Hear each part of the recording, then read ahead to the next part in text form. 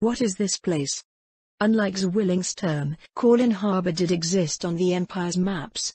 It was marked as a village on the Katza River, however. After seeing the new town on the Imperial border, Rangobart assumed that the village had undergone some changes as well, but he had woefully underestimated their extent. As they rode south from the crossroads between the Empire, Reastais, and the slain theocracy, they were greeted by the sight of what could only be described as a city wall. Its pure white limestone was awash in magical lighting, giving the vista before them a glowing, mystical quality. At every tower fluttered two banners, the vermilion and gold standard of the Sorceress Kingdom, and a silver goblet filled with red wine set on a field of cobalt. Not 2 years have passed since the appearance of the Sorceress Kingdom, right? The significance of the sight ahead of them was not lost on the carriage's other occupants. If the Baharuth Empire focused all of its excess resources on a single project, it could perhaps raise a new town similar to Zwillingstern in the same time, minus its glass canopy and absurdly thick walls. Kowloon Harbor, however, was absolutely impossible. That Zwillingstern, Kowloon Harbor, and the new infrastructure they were traveling on had all been built in the same period sent a clear message about the overwhelming industrial might of the Empire's new suzerain. Out of curiosity, Lady Wagner, Count Roberbad asked, was Kowloon Harbor being reconstructed when it was still a part of Reastais? No, my lord, Countess Wagner answered. Before the Battle of Katza Plains, it was a part of the same vineyard we're currently traveling through. 2 more new towns were built on the highway to the theocracy border at the same time, and I believe the rural roads in the 13 baronies of Kowloon County are around 25% paved. But, how is that even possible? Did the Sorcerer King use some grand spell to create this all from nothing? As far as Rangobart knew, no such spell existed. The extent of the Imperial Ministry of Magic's forays into conjuration were spells that could create basic construction materials. At best, there was a third-tier spell that could temporarily summon a small cottage. Magic was involved in some of Kowloon Harbor's construction, Lady Wagner replied, but most of it was accomplished through mundane artifice.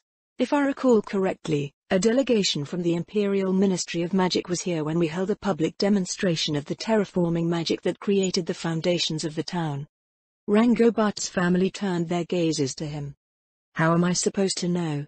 I was in the northwest with the 2nd Army Group this entire time. The Imperial Ministry of Magic may have witnessed what you speak of, my lady, he said, but I can't recall them publishing their findings anywhere.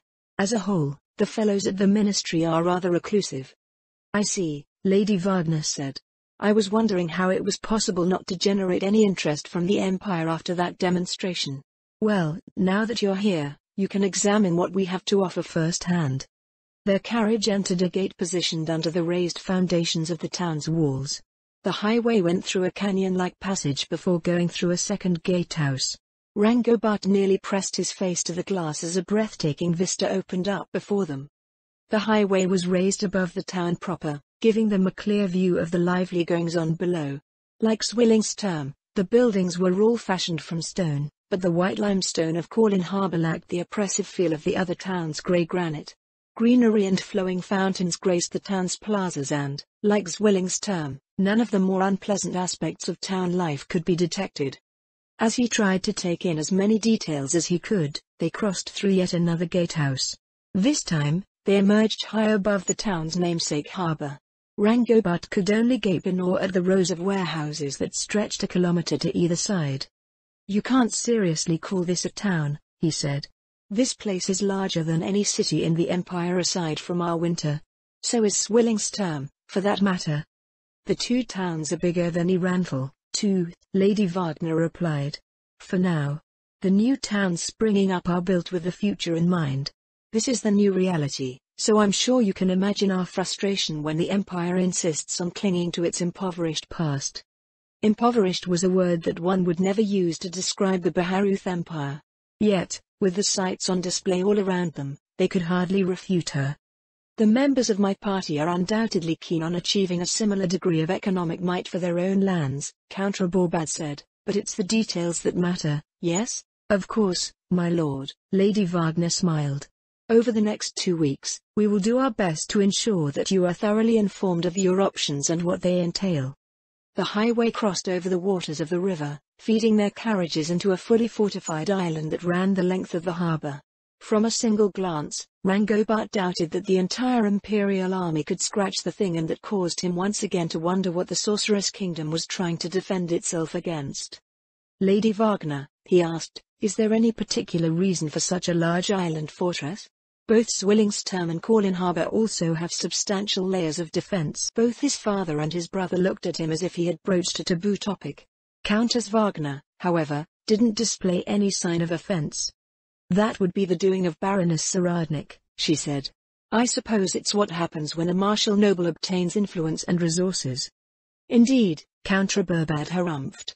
We of the Baharuth Empire are all too familiar with this. Due to the Emperor's ties with the martial aristocracy, the entire country is slowly becoming some sort of manufactory that churns out Imperial Knights. One of those Imperial Knights is right here, you know? You even encouraged me to become one. That was an unfair line of thought, of course. His family had taken a calculated risk in having him enlist in the Imperial army, one that had reasonably good odds of paying off. War wizards were always in high demand, and nobles enlisting in the army started as third-class knights. A decade of service to the Empire was practically guaranteed to result in some land and routine patrols, as a war wizard weren't particularly dangerous. Is there any truth to the rumors about a new Imperial campaign, my lord? Lady Wagner asked.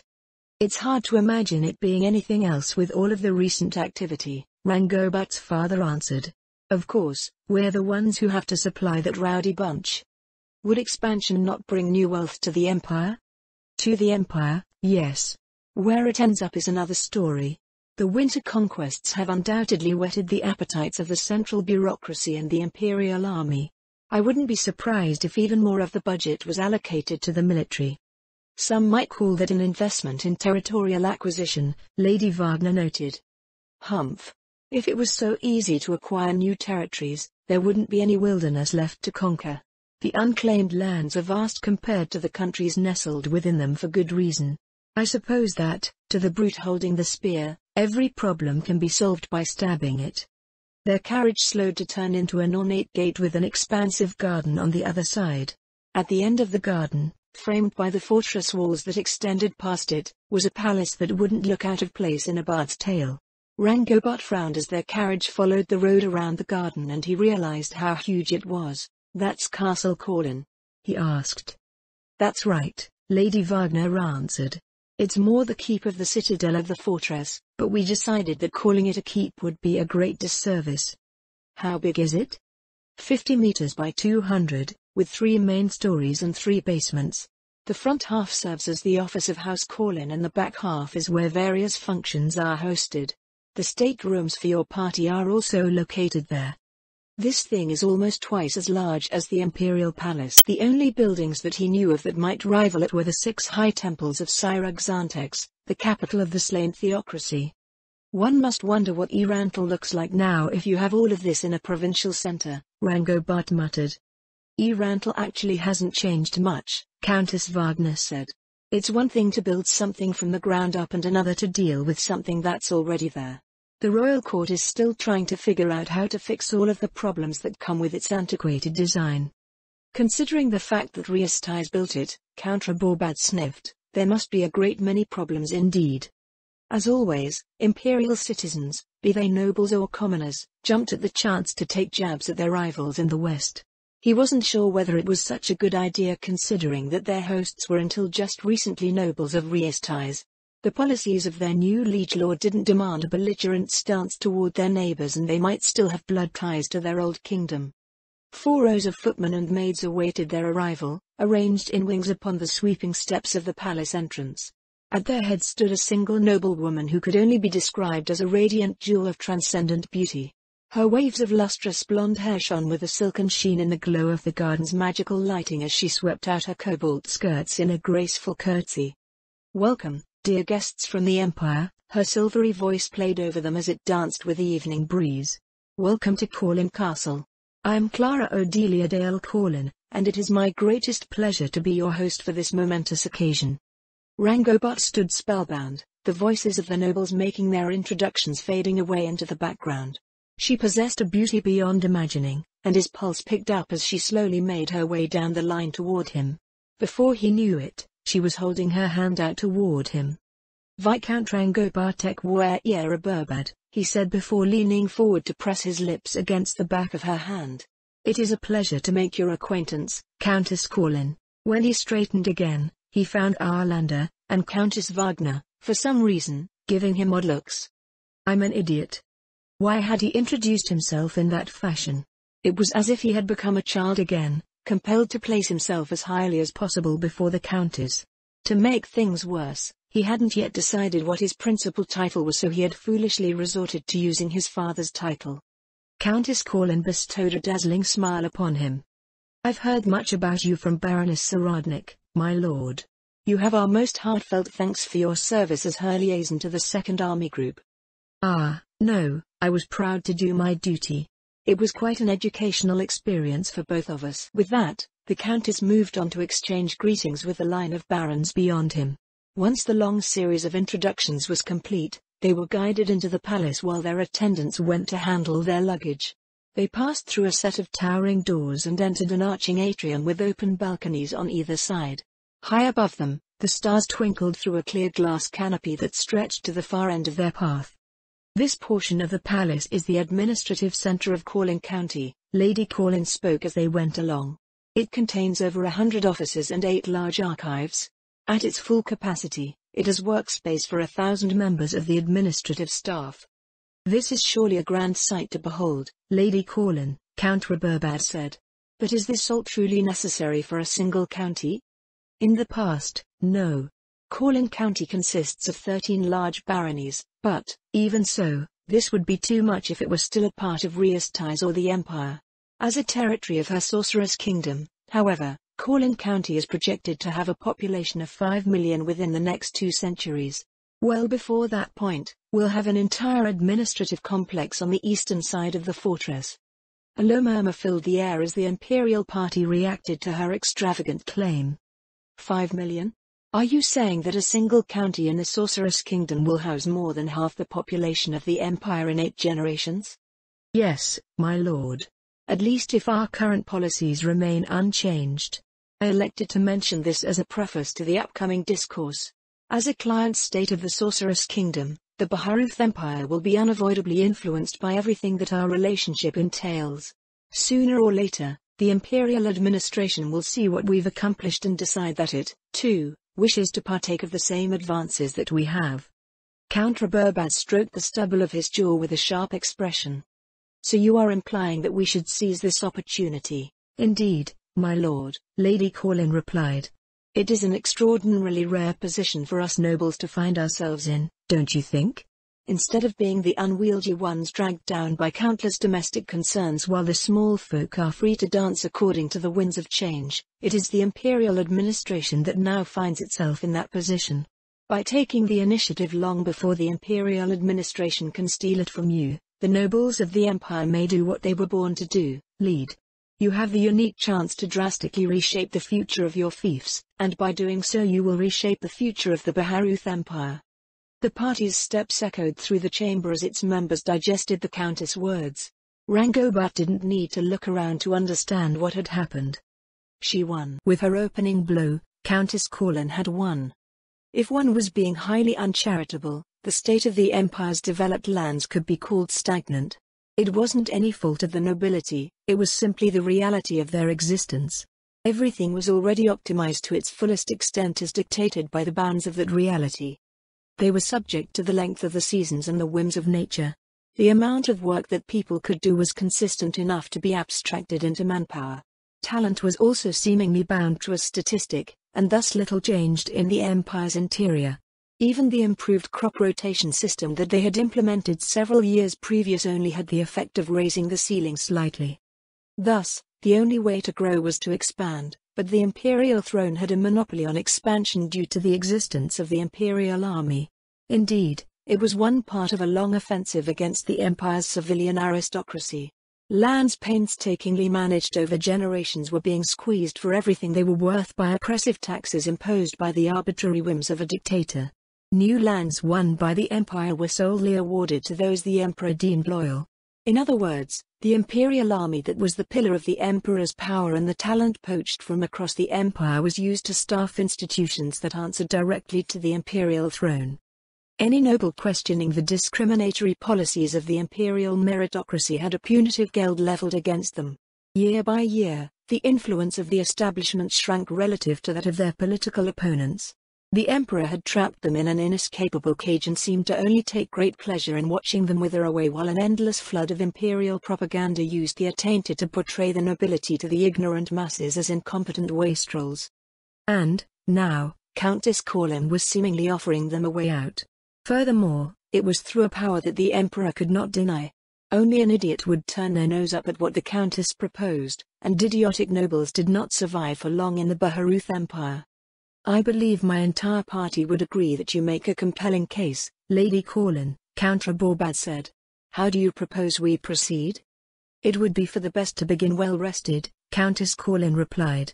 Please take the time to acquaint yourselves with your accommodations and feel free to avail yourselves of what the castle has to offer. With that, a maid led each of the visiting noble families up a grand double stairway to the second floor of the palace.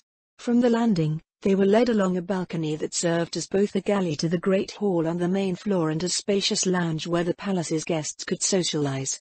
The guest rooms were perfectly ordered according to the line that exchanged greetings with Countess Corlin at the entrance, with the smallest guest rooms going to the lowest ranked. Somehow, they had figured out how everyone was ordered even within the same rank. To Rangobart's surprise, even he received his own suite. He didn't have any personal attendants, so the Countess' household staff brought in his things. Not that he had much of note. Life in the Imperial Army had gotten him into the habit of packing only what was necessary. In hindsight, it might have been a bad idea. With his current arrangements, the only one representing his house was himself. I barely know what's in my new territory. How am I supposed to negotiate anything? Maybe life in the Imperial Army had also made him as ill-prepared as the average Imperial knight when it came to managing his land. His plan coming in was to see what Baroness Sarandike was doing in her fief, but Countess Corlin's words had infected him with a new sense of urgency. What did it mean to shape the future of one's fief? It was normally beyond the realm of what-ifs for the civilian nobility with its long-developed lands. They were already at the point where even the investment of tremendous sums into the land and its people would only result in tremendous losses. After finding his suite, which was meant for a viscount and his family, more than satisfactory and quite lonely with just himself to occupy it, he left to look around outside. Far down the way to the palace's staterooms, he could see his father standing outside of his suite, speaking with Countess Corlin. Countess Wagner stood halfway between them and Rangobart, and she turned to stroll in his direction in a somewhat unladylike way when she spotted him. Give up already? Rangobart smirked. After seeing Corlin do her thing, Lady Wagner replied, You gotta wonder what's the point? It's her show in here, anyway. Mine is out there. The Countess gestured loosely to some distant place to her left. What is your show? Rangobart asked. Machinery, Lady Wagner answered. Vehicle frames, industrial equipment, stuff like that. Are you responsible for the ships in the harbor, as well? Those are a joint project. Honestly, with some things, it's hard to tell which part belongs to whom. That's strange if you don't mind my saying so. Nobles usually avoid entanglements like that. You are not wrong, Lady Wagner said. We just got really cozy with each other before we knew it. Maybe too cozy, in some ways. I guess it helps that we're all under the same legion. And she puts us to work on all sorts of projects. Who is we? It's. A nobleman appeared from a door behind Rangobart. His eyes went from the footman attending to the rooms nearby to Rangobart and Countess Wagner and then to Count Raborbad and Countess Corlin down the way. He beelined to the last group without another glance at anyone else. Sorry, Rangobart said. No worries, Lady Wagner smiled. That's just how nobles are. It's not as if we purposely do it to be rude. If anything, it'd be rude if he came to us first.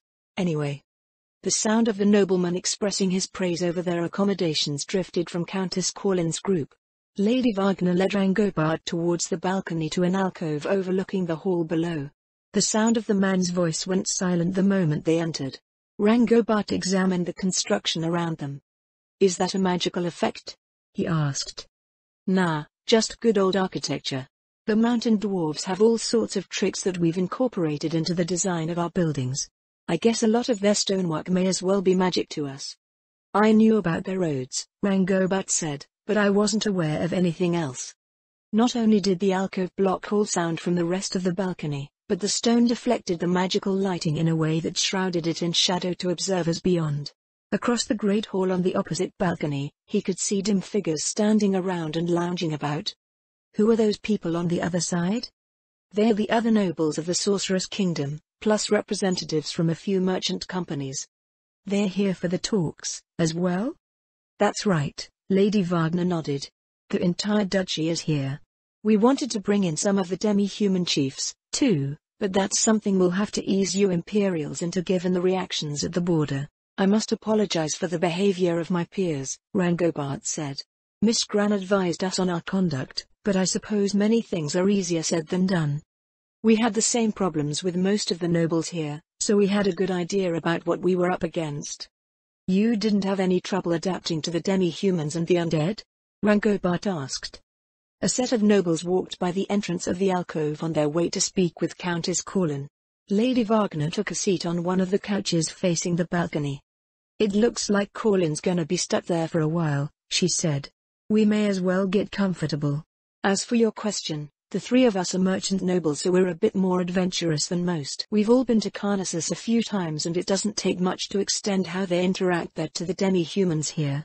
As for the undead, well, we have Zaradnik. She just smashes through everything in her grumpy frontier noble way, so we just stroll through the aftermath. Rangobart smiled slightly at his recollections of the Baroness during the Blister campaign. He wouldn't call her grumpy, but she did have a way of overcoming every obstacle like some sort of unstoppable force, and she did so with nothing in the way of panache or even emotion. In a way, that was quite terrifying in itself. It was like watching death scythe across the landscape. You mentioned that there were three of you? Yeah, the third one of us is Florine, Baroness Gonye, that is. She was supposed to be here, but the royal court dispatched her to the Abelian Hills. She's in charge of organizing the demi-human populations there, now. The Abelian Hills. You haven't heard? He sifted through the relevant events he had been made aware of. It didn't help that he had been far away from the political center of the Empire the entire time. We heard that the Sorcerer's Kingdom intervened in some sort of conflict in the Holy Kingdom, he said.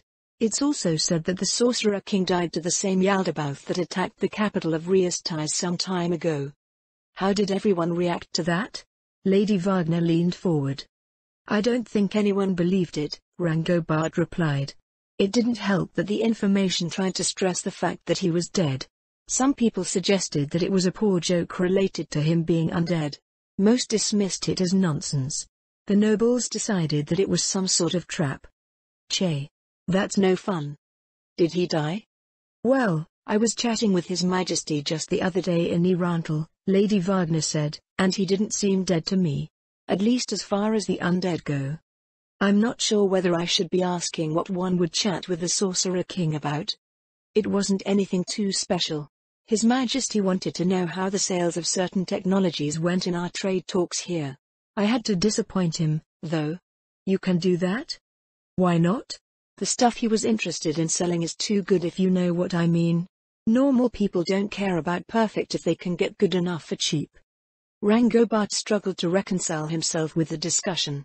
Countess Wagner made the Sorcerer King seem less like some unfathomable monster and more like a regular, if slightly overambitious, person.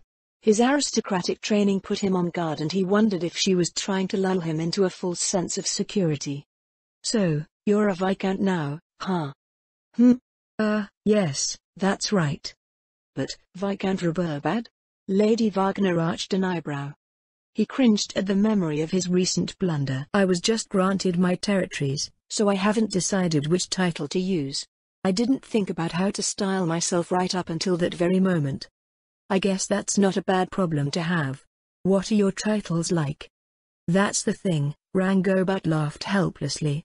I don't know. I have a Kolberg, Osterholden, and Brennanthal. The last one sounds like it should be the primary title. But it also sounds like it's on fire. Exactly. I'll just have to wait until I can hire a survey team. With thousands of newly landed Imperial Knights, I may be waiting for a long time. Why not commission the Adventurer Guild? Rangobart snorted. The Adventurer Guild is rapidly becoming defunct in the Empire. They're leaving in droves, knowing that the Death Series servitors will eliminate any demand for them. Even if they did stick around, they'd hardly speed things up with so many new titles being issued. No, I meant our adventurer guild. The Sorceress Kingdoms.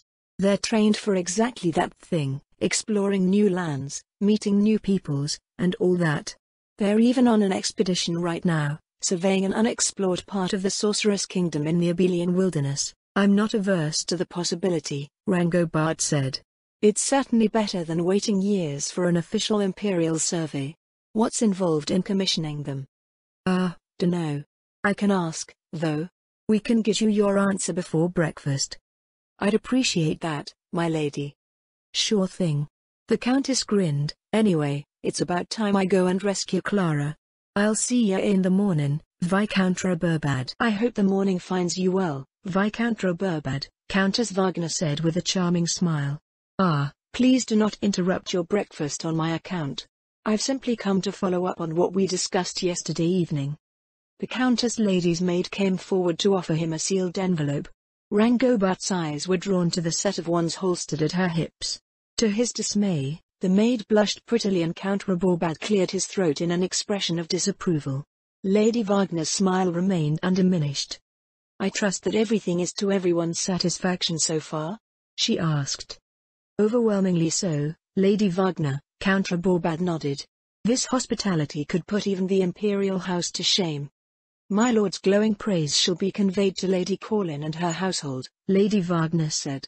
We look forward to seeing you and your family at the exhibition in the Great Hall. Lady Wagner and her attendant drifted over to the next alcove to speak with the house enjoying their breakfast there. A moment after she departed, Arlander snorted. You seem to have attracted the Countess' favor, Viscount Roberbad. You are fortunate that she's only settled on teasing you for your blunder, Rangobard, his father growled. She shouldn't have been so lenient, Countess Roberbad sniffed, considering your eyes have already wandered to her lady's maid. That's not what I was doing, my lady, Rangobard protested. That maid is a magic caster. Did no one else notice her armament? In fact, I distinctly recall my recommendation to adopt the same measures in the past. His family seemed disinterested in his excuses. They were correct, of course. All that mattered was how his outward conduct might reflect on their position. The world cared not a whit for one's reasons, only the results they produced. Rangobard settled on setting the matter aside, but he also knew that he wasn't wrong about what he mentioned. A wand at the hip of a caster was far more dangerous than the average sidearm. While powerful at key moments in battle, mages were notorious for their poor endurance. Once they ran out of mana, and they could do so very quickly, they became no more useful than a civilian in combat. This was not only due to the fact that mages weren't anywhere near as physically robust as their martial counterparts, but also because of the effects of mana exhaustion. This made mages desirable, yet undesirable, at the same time in household retinues. The nature of magic items, however, allowed those of substantial means to cheat when it came to the potency of a household's mages. By using wands, staves, and other similar items, a mage could carry many times their mana capacity in a pre-selected variety of spells. The potency of spells cast through magic items was usually less than that of a specialized mage, but it didn't matter very much when the sheer volume of magical might that one could bring to bear on their targets with magic items was overwhelming. Indeed, the main barrier was cost.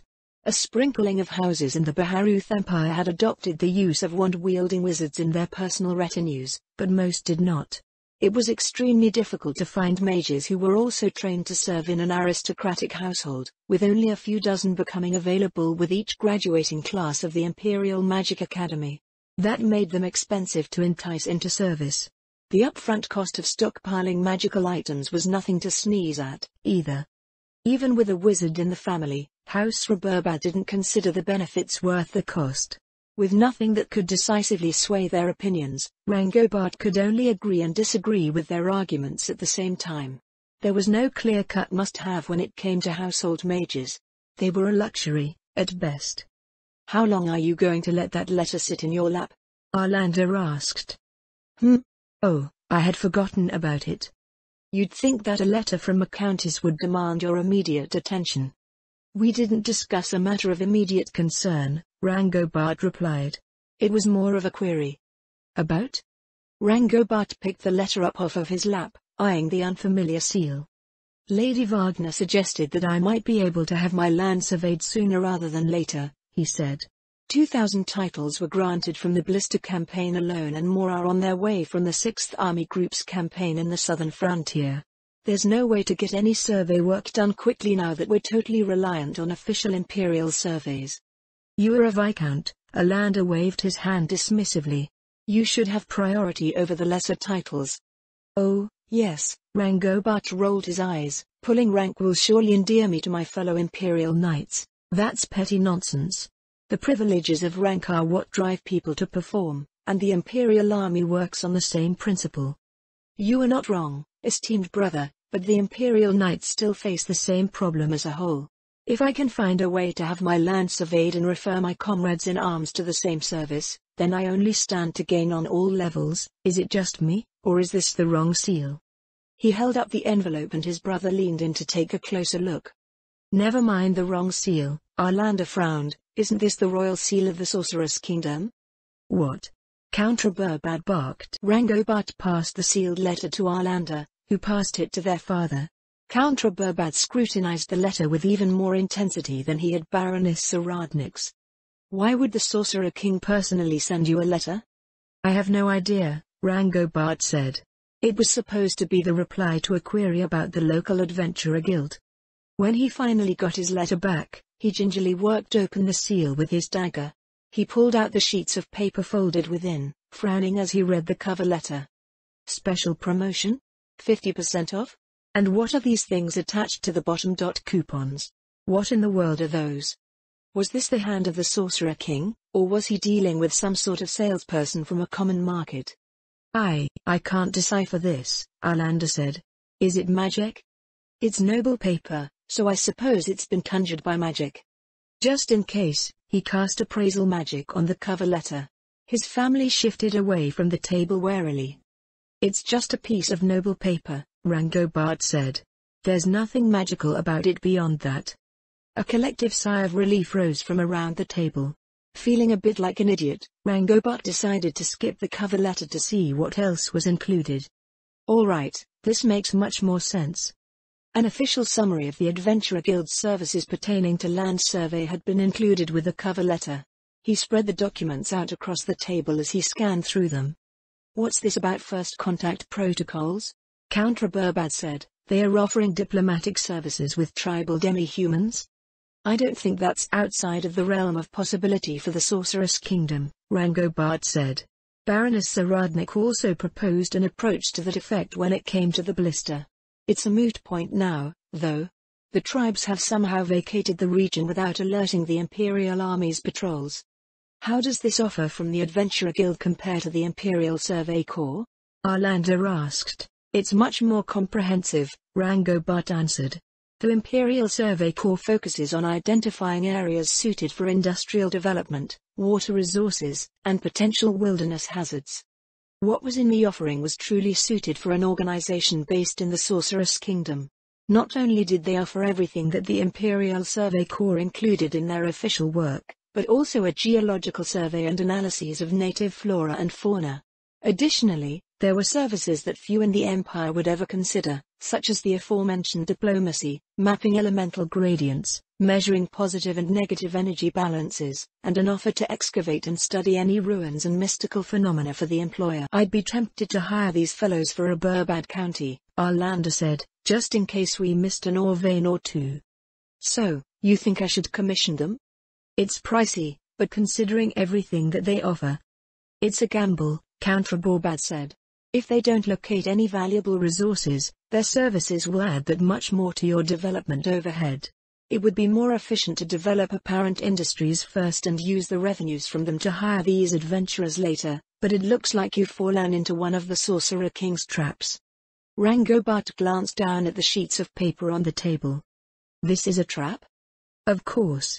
His father shook his head. Regardless of how you've received it, the Sorcerer King has made you a personal offer. There's no way you can refuse. What a shrewd fellow, Arlander muttered. With nothing but a seal and a cover letter, he's forced open a crack in the Empire's defenses. I wonder if the Emperor will let you keep your head after this. He had gone from a tool of House Rabobad to a tool of the Emperor to a tool of the Sorcerer King. Was it possible that Einsulgan had predicted this turn of events as far back as the Second Army Group's order to conquer the Blister? Was Baroness Saradnik's letter of recommendation a part of that ploy? And Countess Wagner had seamlessly picked up where the Baroness had left off. She had even mentioned them working together and sharing information about him, but he had blithely dismissed the admission as something harmless. It was commonly said that there was no such thing as a perfect plan, but the Sorcerer King's existence seemed to laugh in the face of that bit of old wisdom. With a mind full of new worries, Rangobat stuffed the letter back into its envelope and cleaned up his plate. He excused himself from the table and wandered down to the Great Hall, where the exhibition mentioned by Countess Wagner was already underway.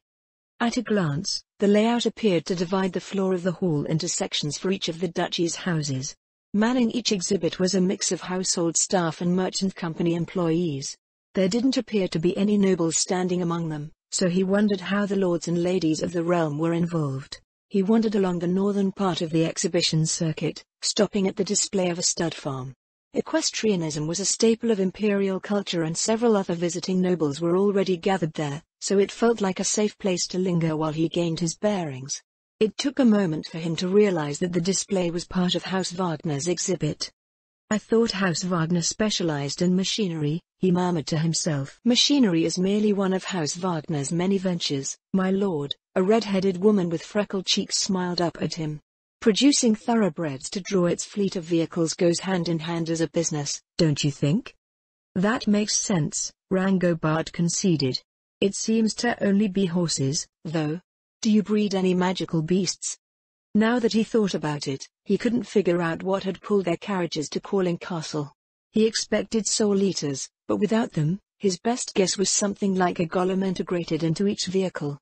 Ah, that would be the other purpose of our stand here, my lord, the company representative said.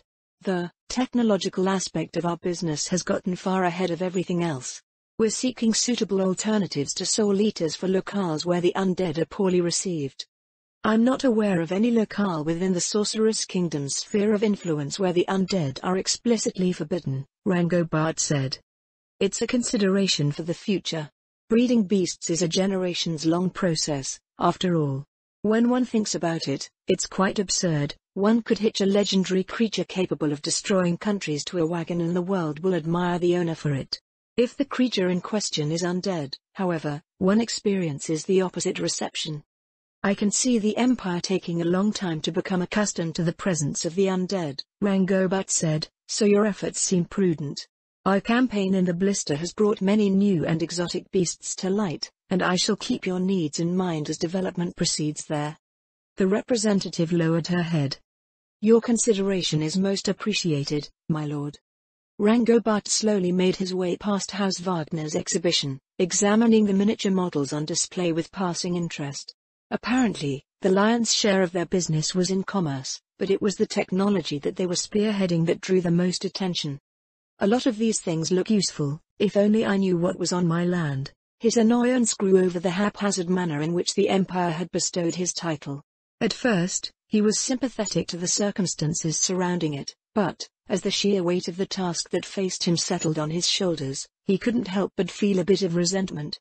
The Empire couldn't process such a huge influx of land so quickly, but that didn't stop it from rushing to show how it rewarded its loyal servants to prime the country for whatever its next campaign would be. Now that he considered it in those terms, his transfer to the 6th Army Group felt far more dangerous than it did initially. I'm going to have to train a whole damn company of random wizards to fight the gods knows what out there, and it sounds like we're going to start campaigning in a year or two. The promotion to Viscount felt more and more insufficient for the magnitude of his task. Even if he did get promoted again down the line, they'd probably give him another mountain. Gay. Rangobat. Rangobat sighed and turned around to see who his newest tormentor was. To his surprise, it wasn't one of Nemel's gang, but another academy student from his year, Dimir Eriks. And behind her shoulder was Gay. Perez. A good morning to you, as well, Viscount, the new Imperial Head Court Mage replied pleasantly. He hadn't seen her for more than a year, but it wasn't a surprise to see that she was already on her way to having a family. It was the customary next step for noble women after graduating from the Imperial Magic Academy, and the Princess of House Gashmund was ever the perfect student. Rangobart intended on having a long discussion with her about his promotion at some point, but an exhibition in the Great Hall of Calling Castle was hardly the place for it. Lady Freyan, Rangobart started, then paused. No, you should have a title of some sort by now. I was granted the county of Waldenstein. Waldenstein, oh, that place. I suppose ruling over an undeveloped nothing is something we both have in common now. My, is that a hint of resentment that I sense, my lord? Just a hint? At least you know what your land looks like, and I believe Waldenstein does have an old imperial estate. Looks like everyone already knows one another here. Countess Wagner appeared from behind Countess Waldenstein, looking back and forth between them. The Viscount was my junior in the academy, Lady Waldenstein said, so, yes, we are acquainted. Acquainted? More like persecuted. That's great. Lady Wagner grinned. How about we make this a party and go for a spin? A spin? Rangobart frowned. Yup. The way this event works is that we split up into different parties, and each party gets paired off with one interest or the other. Over the next 2 weeks, everyone will have a chance to see what everyone has to offer. Tours and demonstrations happen during the day while negotiations occur in the evenings. Your father and his allies will likely be digesting, so I figure we should take the opportunity to get out first. That sounds like a wonderful idea, Lady Wagner, Lady Waldenstein said. Shall we depart? Outside of Castle Corlin, Rangobart found a pair of carriages identical to the ones that had conveyed them from the border. This time, however, a pair of soul eaters were hitched to the front of each. I thought you said that these carriages were magical, Rangobart said. I did. Lady Wagner skipped down the stairs to open the door herself, and they are. Why do you ask, my lord? Wagner is a bad woman, Dimir intoned. She tricked me like 20 times since we arrived. How did you get tricked 20 times? Rangobart asked. I recall you being rather shrewd in the academy. Because she's a bad woman. From the inside of the carriage, the bad woman smiled at him while patting the cushioned seat beside her. He was right to be wary from what had happened so far, but he couldn't see any way out of his current situation. Once they were out of the castle garden, the carriage sped off to places unknown. Rangobart watched the harbour pass below them, then the town, and then the vineyards outside of the town walls. Lady Wagner, he said. I don't think you mentioned where we're going. Fioburkana. I see, Fioha? Fioburkana, the capital of the Dwarf Kingdom in the Azalisia Mountains. I know what it is. Why are we going to the Dwarf Kingdom? The mountain dwarves are participating in the event, too, Lady Wagner told him. Waldenstein and Mr. Meir have already seen everything here, so we're going there now. These women, doing whatever they want. Across from them, Lady Wagner's partners in crime smiled innocently at him. Why had they bothered dragging him into their escapades? Was it because he was the odd noble out in his father's party? After a moment's thought, his eyes went to the head Imperial Court Mage. So, he said, would your excellency mind explaining why I received this promotion to Mage Captain? You needn't be so formal when it's just us here, Rangobart. Rangobart held the Imperial Princess's gaze for a long moment before she released a quiet sigh. Because you are currently the best candidate for the job, she told him. What other answer would there be in the Baharuth Empire? I don't see how that can possibly be, Rangobart said. I understand that nobles who are also war wizards are rare, but there must surely be a handful out there in the Imperial Army. Someone older and more experienced would be far. It is precisely age and experience that disqualify them for the role, the head court mage told him. While they have served with honor, they have also demonstrated a lack of the required initiative during their service. They have accepted the role that the Imperial Army has chosen for them. Artillery. A tool. A convenient sidearm for every company. You, on the other hand, have expressed the desire to see our war wizards turned into something more. I wouldn't have given it much serious thought if Baroness Saradnik hadn't brought up the state of mages in the Imperial Army during her time as a liaison. I cannot say for certain whether that would have been the case or not, but the fact is that you have continued to pursue the subject of arcane culture in the Imperial Army since then and you are eminently qualified for the position. Also, Baroness Saradnik is a chivalrous woman. His face screwed up in confusion. It didn't help that the head court mage looked like she also didn't quite believe that she was saying what she was. It sounds silly, I know, the head court mage said. But, believe me, it's important. The Baroness is a paragon of the martial aristocracy. As a chivalrous woman, she carries out the will of her liege and her king to the utmost of her ability. That will extends to the Baharuth Empire as a client state of the Sorcerer's Kingdom. I trust that the meaning of her actions is not lost on you. Can you really place so much significance on that? I can.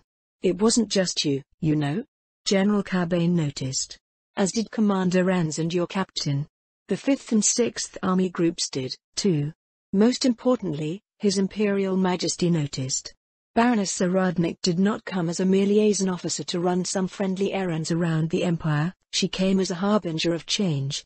Everything she did was for the express purpose of preparing the Empire to face the world as a member of the Sorceress Kingdom's hegemony, and she is wise enough to understand that we must build the Empire by our own will. Was it truly so grand as that? If so, General Ray must have been thinking the same thing when they spoke in our winter.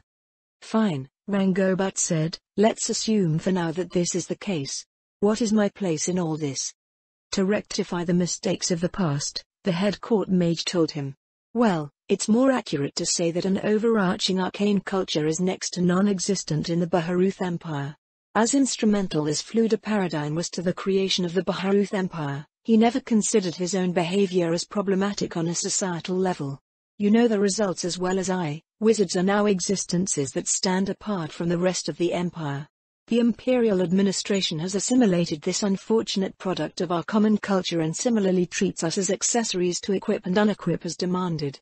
In Fundamental Principles of Magocratic Governance, Freyanne Gushmand attacked the same issue in a far more roundabout way, probably because she didn't want to have the treatise shredded by the Imperial Ministry of Magic. Now that she was the head court mage, however, all of her reservations had apparently gone out the window. And what does that mean for the Imperial Army? Rangobat asked. As you've mentioned, the example created by the former head court mage combined with the lack of a unifying culture for mages in the Empire has created, well, a mess. How can I address such a deeply rooted problem as a single mage captain? The average war wizard in the Imperial Army is more likely to hide in their tent than participate in anything that I propose. Honestly, you're in a far better position to answer that question than I. Useless. The useless Imperial head court mage hid her face in her hands. How cruel. She sobbed, and then one of her blue eyes peeked out at him from between her fingers. Honestly, I believe Baroness Saradnik's approach is correct. It's best for the Imperial Army's war wizards to build something of their own. As it is the Imperial Army, it should be easier to accomplish as there is at least some expectation of order. In building an identity for the Empire's war wizards and establishing various traditions for them, you will, in turn, help stimulate the development of arcane culture elsewhere. Identity begets identity, after all. I won't be sitting idle, of course, but it is my hope that this will ultimately lead to the creation of a broader community for mages of every leaning in the Empire, and those that lead this community are the Imperial Arcanecists that you proposed in your treatise. Exactly, the head court mage smiled. Both you and I are Imperial Arcanists. If we are successful in our efforts, we'll be the first of many that lead the Baharuth Empire into the future. Freyanne's sappy closing point did little to sway Rangobat, but he was already invested from his own standpoint. Just to be clear, he said. You didn't do this to torment me, did you? Why ever would you think that, my lord? She fluttered her eyelashes innocently. I wonder. The Imperial Princess's playful demeanor faded and she looked him in the eye. I'm perfectly serious about this, Rangobat, she told him. The future of the Empire is at stake. You have been called to serve precisely because you are the best we have. His Imperial Majesty expects great things of you. In that case, he said, I expect to receive all of the support necessary to make this work. It wouldn't hurt to start discussing some things right now, Lady Wagner. How long until we arrive at Fioberkana? Actually, Lady Wagner replied, you only have about 2 hours to chat, for now. We're stopping to visit some demi-human tribes first. Huh?